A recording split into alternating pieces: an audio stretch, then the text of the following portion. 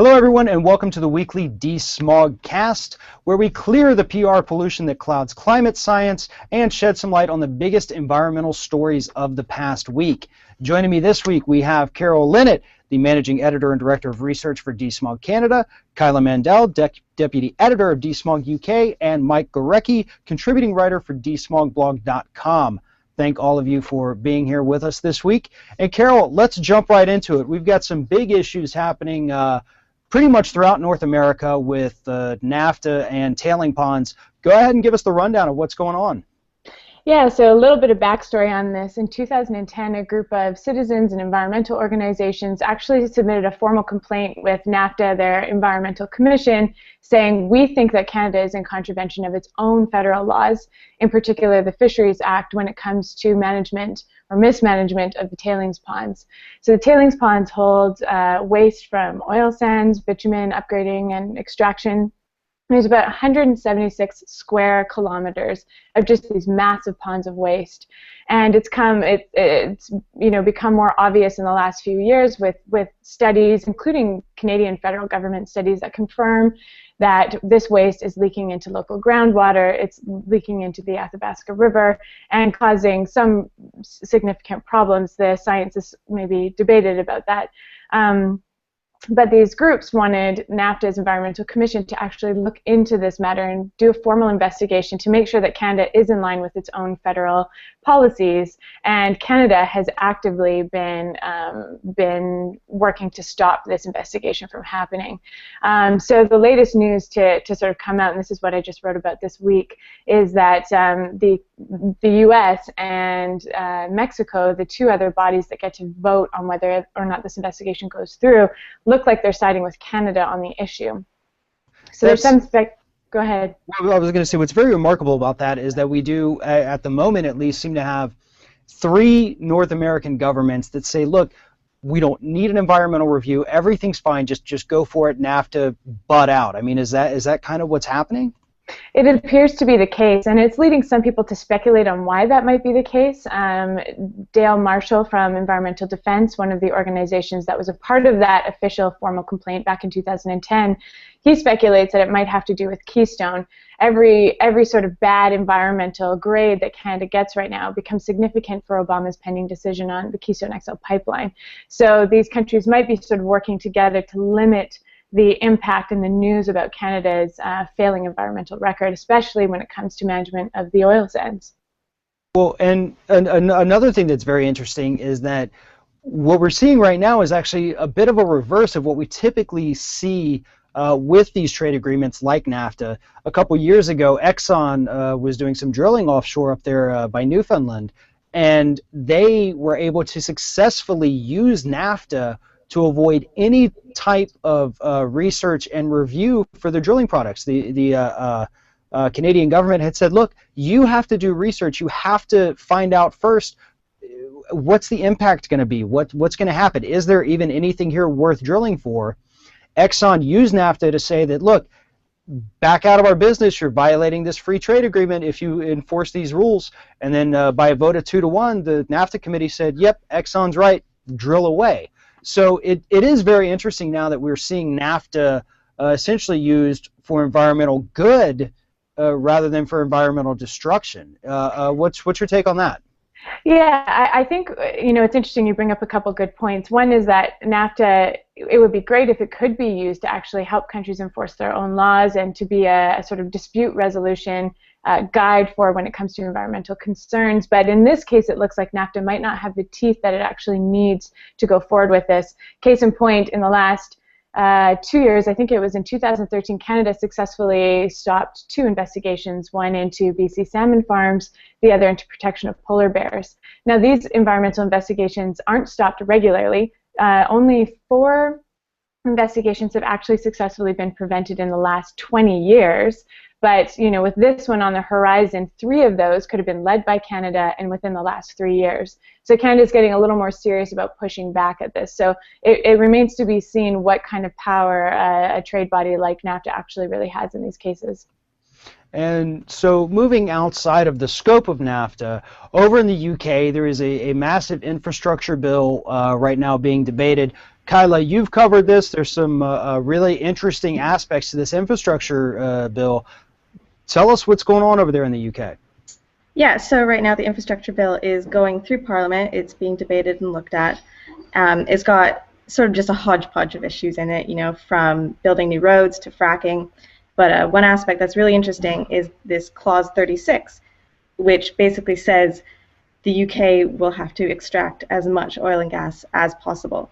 And so if this clause stays in the bill, once it becomes law, it will become a legal duty on current and future governments to extract as much oil and gas out of the ground as possible, which obviously it goes against the science. We've seen, report after report talking about how, most of the fossil fuels have to stay in the ground if we want to avoid dangerous climate change.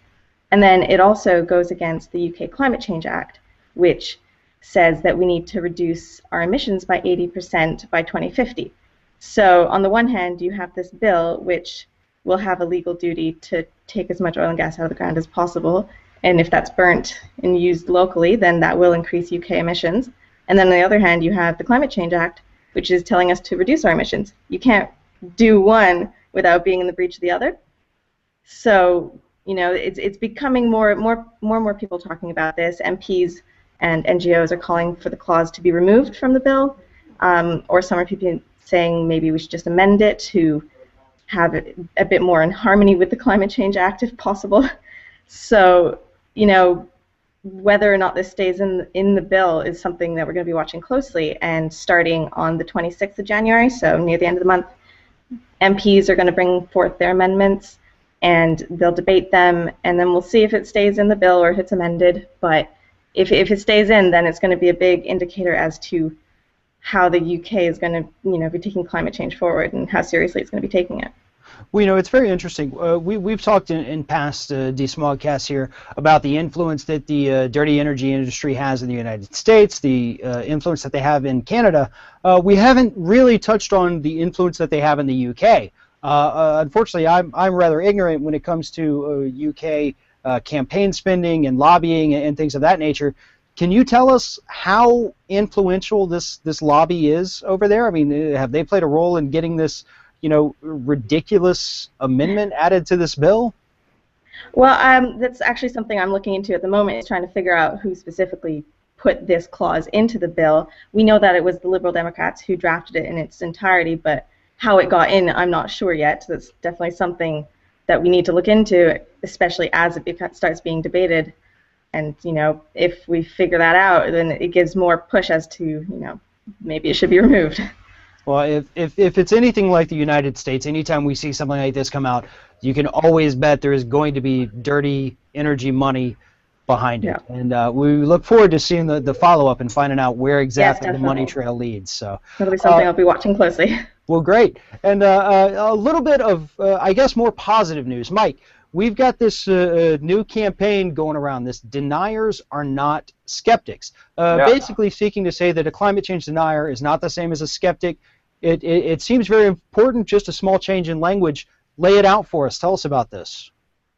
Sure, yeah. So, it was actually kind of begun last December, so last month, when an organization called the Committee for Skeptical Inquiry published an open letter to the media. And the Committee for Skeptical Inquiry is a group of scientists and skeptics who include Bill Nye, the science guy, and physicist Mark Boslow, and many others among their ranks. And they published this open letter to the media, and same as the campaign that's kind of launched now based on it. It was called Deniers Are Not Skeptics, and it's essentially calling on the media to start accurately labeling those who deny climate science and those who are merely skeptical of it.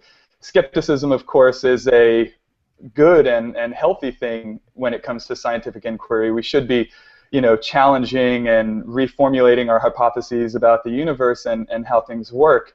And that is the essence of skepticism, is to challenge your beliefs and constantly refine your hypotheses. But denial means that you are just refusing to engage and ignoring the science, and that is what climate deniers do, and they single out James Inhofe, who the senator who famously called global warming the greatest hoax ever perpetrated on the American people, and just despite all evidence to the contrary, he persists in his belief that climate change is not real, and that man is not influencing the climate. In fact, he's gone so far as to say that climate change can't be real because God is still up there, and he wouldn't let us do that to the planet. So, I mean, James Inhofe is clearly a climate denier, and unfortunately, he's now the head of the Senate Environment Committee, and so the campaign was kind of picked up, or the crux of this letter was kind of picked up on by a group called Forecast the Facts here in the States, and they're now essentially running it as a campaign, allowing everyone to sign on and call on the media to start accurately labeling people like James Inhofe as climate deniers and not skeptics, because they really do benefit by being portrayed as skeptics as opposed to deniers who have really just stuck their head in the sand and refused to engage in a discussion about the actual evidence before us. And we've seen, obviously studies show this, changes in language really do affect how people see issues. A great example is just global warming versus climate change. For the longest time it was global warming, then the language changed a bit to climate change, and now studies show that people are actually more concerned about it when you refer to it as global warming opposed to climate change. The opposite side of that particular argument is that when you refer to it as global warming, you get these, I don't want to say idiots in the media, but you get these people who are able to use that particular language to say, if it's global warming, why is it snowing in New York City? That's cold, that's not warming. And the people who don't bother to even look into it and see the big, the macro, they only look at the micro, they manipulate the language in that way. So before we go here, we've only got a couple minutes here. What do you think? Is this a good move to attempt to, kind of change the language here? Do you think it will have a benefit, Mike? Yeah, absolutely. I think that it is a strategic campaign. Actually, a quote from the letter says, "Not all individuals who call themselves climate change skeptics are deniers, but virtually all deniers have falsely branded themselves as skeptics. And by perpetrating this misnomer, journalists have granted undeserved credibility to those who reject science and scientific inquiry." And I think that's really on point. It's absolutely true that these climate change deniers shouldn't have any respect from journalists. They shouldn't be given an equal platform in the popular debate about climate change and our response to it. And unfortunately, if they can kind of cloak their denial in this mantle of skepticism, they are given a credibility that they don't deserve. Carol, what's your take on this? Do you think a language change is helpful here? Yeah, just as you pointed out, I mean, a language change can be hugely significant and have, create tremendous change in the way the public will interact with information. Even just think about things like ClimateGate or Obamacare or, death panels. It's very, you can be very intentional with how the public is primed to receive information. And I think when it comes to climate change deniers, we need to call a spade, and they don't deserve to sort of hold that flag of skepticism, which is a treasured and time-honored practice within the sciences. So in my opinion, this is a really positive move to be more nuanced and more sophisticated in the way that we actually interact with deniers. Kyla, what do you think about this? Agree with everything that's been said already. Another layer to add to it, though, is when I moved, so obviously I lived in Canada beforehand, and then I moved to the UK about 2 years ago, there seems to be this sort of difference just in the use of language generally, that the term skeptic was more frequently used and denier was more frequently used in North America, I found. So there's an interesting overlap, I think, between, yes, there has been this transition, it seems, where they have taken skeptic on to make it sound better that they're not a denier. So there's that level, but then I think also there's just a culture difference in the words used.